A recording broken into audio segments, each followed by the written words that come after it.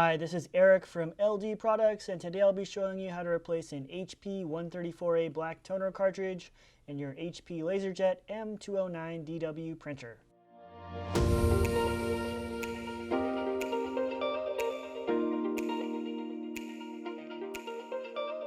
A new HP LaserJet M209dw includes the HP 134A starter toner cartridge, and cartridges are sold in a standard yield size and a high yield size, which offers more prints.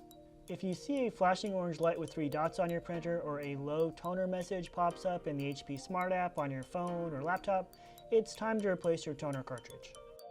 Our printer is running low on toner now, so let's jump right into the installation. I've got a new HP 134A toner cartridge here. Let's open it up.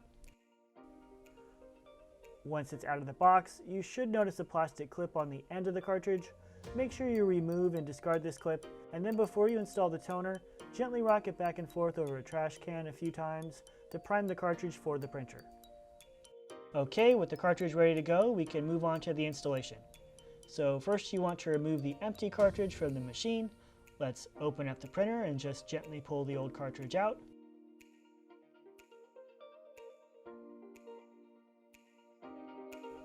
Then we can slide the new cartridge back into that exact same slot. Close up the cover, and you're ready to print. And that's it. If you like this video, please give us a thumbs up and subscribe to our channel. And if you have any questions or printer tips you need help with, feel free to leave a comment below.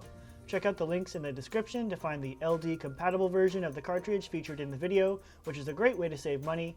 Or you can find other popular printing supplies at ldproducts.com. We are your ink and toner experts.